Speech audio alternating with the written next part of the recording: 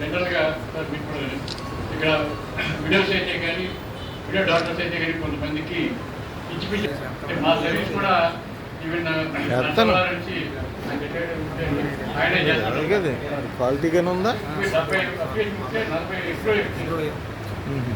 40 వారికి కాలతీర్థం అవుతుంది కాబట్టి మరి ఆఖరిగా మన బొమ్మరా వెంకటేశ్వర గారిని నమ్మొద్దు. వాటిని పాత పింఛన్ ఇస్తామని వాళ్ళ ముందుకు వస్తుంటే ఎవరిలో ఎంతో కొంత అలవరుకుంటారా?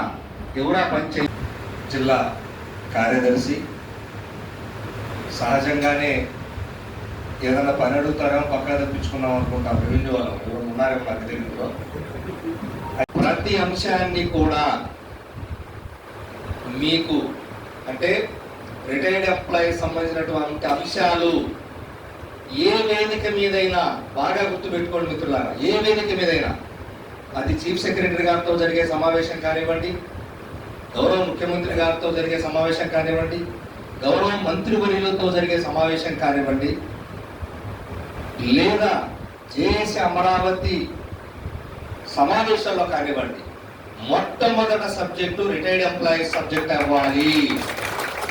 ఇది పక్క, ఇంకేం రెండో థాట్ లేదు. ఎవరి గురించి ఆలోచన చేయాల్సిన అవసరంలా. మీరు వేరే సెకండ్ కొద్దిగా ఆలస్యం ఏదైనా చేస్తున్నా సరే మనకు వస్తుందంటే అది వచ్చి తీరుతుంది. మన జేఏసీ అమరావతి ఉందని గుర్తుపెట్టుకోండి. రెండో ఆలోచనే లేదు. మీరు గమనించండి, గతంలో అందరం ఇబ్బంది పడ్డాము. జీతాలు లేవు, పెన్షన్ లేవు టయానికి. చాలా బాధపడ్డాము. ఎంత బాధపడ్డామంటే రిటర్న్గా లిఖిత పూర్వకంగా గత ప్రభుత్వ హయాంలో అయ్యా పెన్షనర్లకి ముందు ఇవ్వండి, ఆ తర్వాత బాకీ ఇవ్వండి అని లిఖిత పూర్వకంగా ఏపీజేసీ అమరావతి పక్షాన్ని రాసిచ్చినా సరే వచ్చిన సందర్భాలు చాలా బాధపడ్డాం.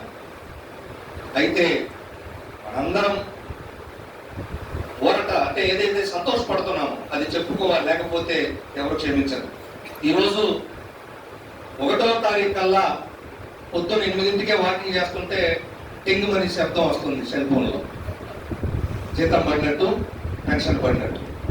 ఆ ఆనందాన్ని ఇచ్చినందుకు ప్రభుత్వానికి ముందుగా కృతజ్ఞతలు తెలియజేస్తున్నాను. అంత దుర్మార్గం రోజు నుంచి గౌరవం వచ్చింది. రోజు ఒళ్ళు జందరిస్తున్నాం, మన గౌరవం వచ్చింది చాలు. నా పెన్షన్, నా జీతం ముందు మొదలైంది.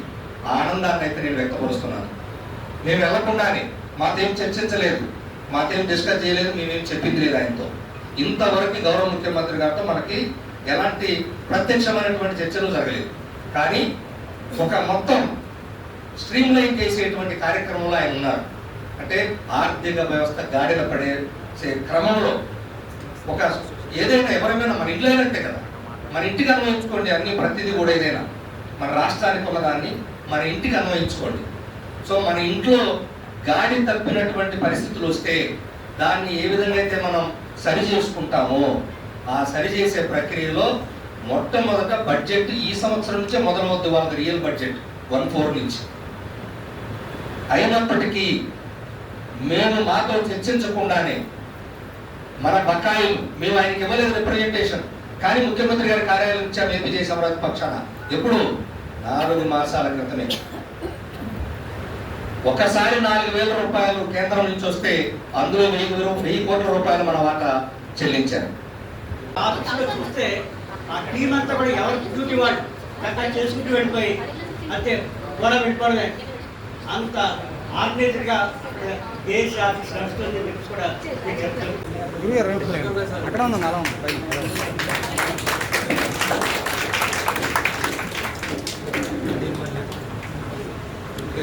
సార్ ఒక్కసారి 1 minute okay thank you right thank you.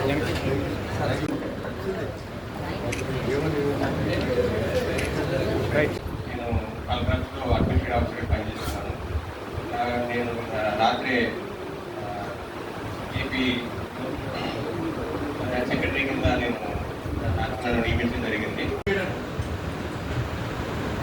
నిరంతరం ఏదో ఒక సబ్జెక్ట్ మీద ఏదో ఒక వర్గానికి మరి అటువంటి జేఏసీలో అటువంటి నాయకత్వంలో సభ్య సంఘంగా ఉన్నటువంటి పెన్షన్ సంఘానికి కూడా వర్ధిల్లాలి బొమ్మరాజు నాయకత్వం, వర్ధిల్లాలి బొమ్మరాజు నాయకత్వం. Thank you very much. లేదంటే డిపెండెంట్ విడోస్ ఎవరున్నారో వారికి సంబంధించి పెన్షన్ అనేది చెప్తాను. ఇప్పుడు జస్ట్ ఏంటంటే ఈ ప్రోగ్రామ్కి రావడానికి ముందు మాకు ఒక ఇంపార్టెంట్ ఫోన్ వచ్చింది. పెద్ద ఎల్లప్పుడూ ఇంతే బలంగా కొనసాగిస్తూ ముందు వెళ్ళాలని చెప్పేసి మీ అందరూ కూడా కోరుకుంటూ ఈ అవకాశం ఇచ్చినట్టు కావాలన్నాడు. ఆయన వెంటనే నో అక్కడ పెన్షనర్స్ అక్కడ వెయిట్ చేసి వెళ్ళిపోతూ ఉంటారు. కానీ ఏంటంటే ఆయన రాత్రి కూడా మీటింగ్ అయిన తర్వాత ఆ మీటింగ్ మాకు ఆల్మోస్ట్ 11 అయిపోయింది. తర్వాత ఏం చెయ్యాలి, ఏం చేయగలం, ఎక్సైజ్ చేసి ఆయన తపన ఆయనలో ఉంది కాబట్టి ఆయన అంత నాయకత్వంలో అంత పెద్ద నాయకుడు అయ్యారు. మాకు క్షణమల బ్యాచ్మెంట్ ఆయన ఎప్పుడు టచ్లో ఉంటారు. మీకు ఏ అవసరం వచ్చినా అలాగే చెప్పవచ్చు. మీకు కొన్ని విషయాలు ఉంటాయి.